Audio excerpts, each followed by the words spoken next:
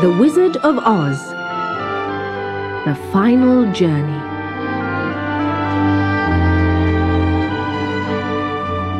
The people of the Emerald City were very sad to lose the wonderful wizard. But they were also proud that the Scarecrow was now their ruler. "What other city," they said, "is ruled by a stuffed man?" The morning after Oz had gone up in the balloon, the four travellers met in the throne room. The Scarecrow sat on the big throne, and the others stood respectfully before him.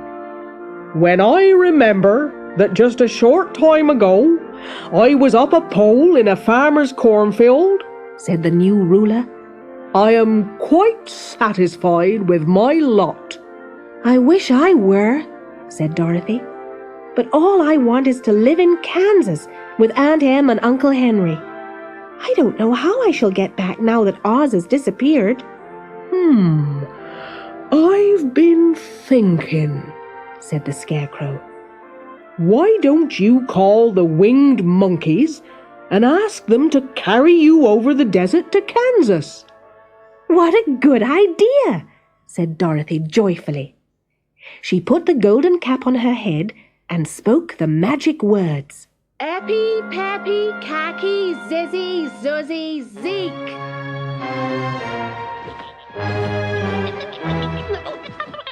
Soon the band of winged monkeys was standing beside her. "Please take me to Kansas," she said. The Monkey King shook his head gravely. "That cannot be done.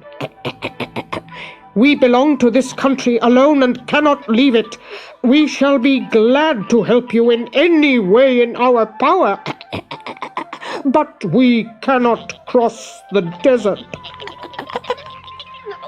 With a bow, the Monkey King spread his wings and flew away through the window, followed by his band. Dorothy could have cried. She was so disappointed.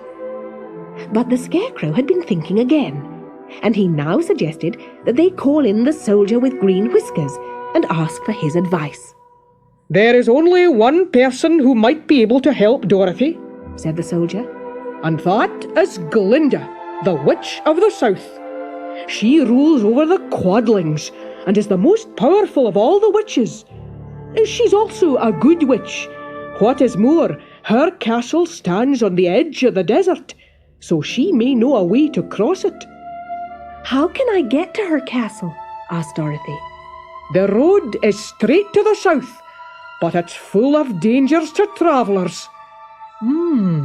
"It seems," said the Scarecrow, "that despite the dangers, Dorothy must travel to the land of the south." "I will go with her," said the Lion, "for she will need someone to protect her." "Then I will go too," said the Tin Man. "And I," said the Scarecrow. "I'll never leave Dorothy until she starts back to Kansas for good and all."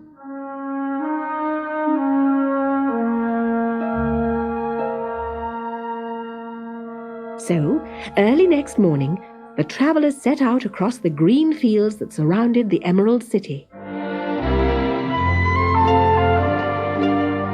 They walked until they entered a great forest, where the trees were bigger than any they had ever seen.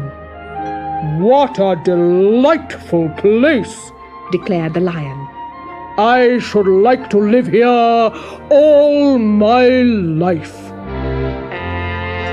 At that moment, they heard a low rumble, like the growling of many wild animals. And there, in a clearing, were hundreds of beasts. There were tigers and elephants and bears and wolves and foxes. And for a moment, Dorothy was afraid.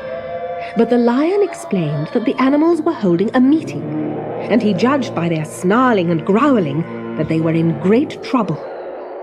As he spoke, the animals fell silent, and the biggest of all the tigers came up to him. "Welcome, O King of Beasts! You have come in good time to fight our enemy. It is a most tremendous monster. It is like a great spider, with a body as big as an elephant and 8 legs as long as tree trunks. Not one of us is safe while it's alive. Are there any other lions in this forest? asked the lion. No, there were some, but the monster has eaten them all. And besides, none of them were as large and brave as you. If I destroy your enemy, will you bow down to me and obey me as king of the forest? asked the lion.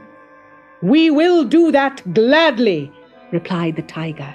We will! roared the other beasts. The lion said goodbye to his friends and boldly marched away.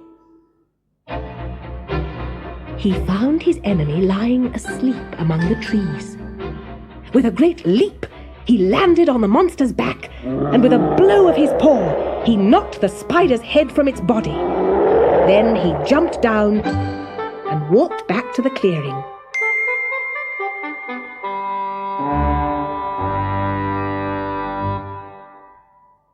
You need fear your enemy no longer, the lion proudly told the beasts.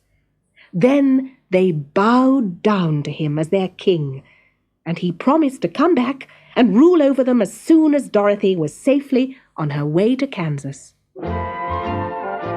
The four travelers walked on through the forest. When they finally came out of its gloom, they saw a steep hill covered from top to bottom with great rocks. This'll be a hard climb, said the Scarecrow. but we must get over the hill. So he led the way, and the others followed. They'd nearly reached the first rock when they heard a rough voice cry out, Keep back! This hill belongs to us, and we won't allow anyone to cross it. The strangest man the travellers had ever seen then stepped out from behind the rock. He was quite short and stout, and had a big head, which was flat at the top and supported by a thick neck full of wrinkles. But he had no arms at all. So the Scarecrow walked forward and said, We must pass over your hill, whether you like it or not. As quick as lightning, the man's head shot forward, and his neck stretched out until the top of his head struck the Scarecrow and sent him tumbling down the hill. Almost as quickly as it came, the head went back into his body. It isn't as easy as you think, said the man with a harsh laugh. And then the travellers heard a chorus of boisterous laughter as hundreds of armless hammerheads stepped out from behind the rocks. With a loud roar that echoed like thunder, the lion dashed up the hill. Again, a head shot out, and the great lion went rolling down the hill as if he'd been struck by a cannonball. What shall we do? asked Dorothy, as she helped her friends to their feet. Call the winged monkeys, said the Tin Man. You have the right to command them one more time. Very well, she answered, and putting on the golden cap, she chanted the magic words. Eppy, peppy, khaki, zizzy, zuzzy, zeek.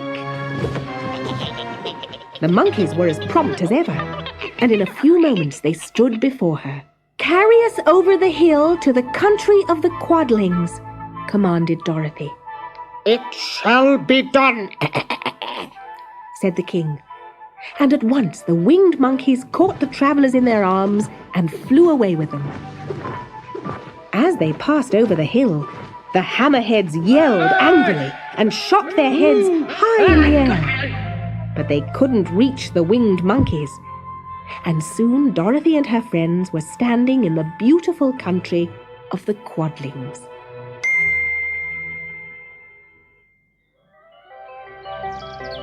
Pretty rippling brooks burbled among fields of ripening corn. The fences, houses, and bridges were all painted red, and the short, fat Quadlings were dressed in red clothes. They gladly showed Dorothy the way to Glinda's castle. The gates of Glinda's castle were guarded by 3 young girls dressed in handsome red uniforms. They led the travellers to a big room, where the young and beautiful Glinda sat upon a throne of rubies. "What can I do for you, my child?" she said, smiling kindly. Dorothy told the story of her adventures in the land of Oz. Then she said, "My greatest wish is to get back to Kansas, for Aunt Em will surely think something dreadful has happened to me.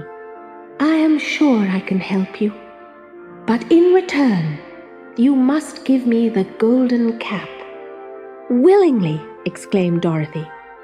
"It means you can command the winged monkeys just 3 times, and I shall need their services those 3 times, to carry the Scarecrow to the Emerald City, the Lion to the forest, and the Tin Man to the Winkies. The silver shoes will carry you over the desert, Dorothy. If you had known their power, you could have gone back to your Aunt Em the day you came to this country." "But then I should not have had my wonderful brains," said the Scarecrow. "And I should not have had my lovely heart," said the Tin Man. "And I should have lived like a coward forever," declared the Lion. "This is true," said Dorothy, "and I'm glad I've helped all my friends. But now I should like to go back to Kansas."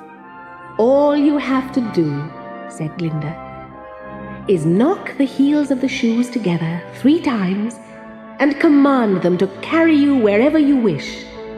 You will get there in the twinkling of an eye." "Then it's time for me to say goodbye," said Dorothy. She threw her arms around the lion's neck and kissed him, patting his big head tenderly. Then she kissed the Tin Man, who was weeping in a way most dangerous to his joints. Finally, she hugged the soft, stuffed body of the Scarecrow and found that she was crying herself. Glinda stepped down from her throne and gave the little girl a goodbye kiss. Then Dorothy picked up Toto, clapped the heels of her shoes together 3 times and said, "Take me home to Aunt Em." Instantly she was whirling through the air, so swiftly that all she could see or feel was the wind whistling past her ears.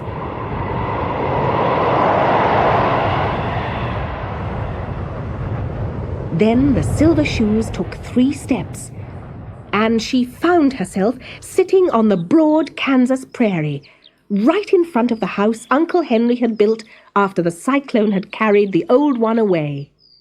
Dorothy leapt to her feet. She didn't notice that the silver shoes had fallen off in her flight across the desert. Instead, she ran as fast as she could into the arms of Aunt Em, who was just coming outside.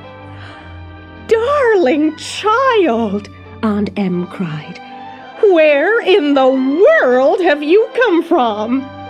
"From the land of Oz," said Dorothy gravely. "And oh, Aunt Em, I'm so glad to be home again."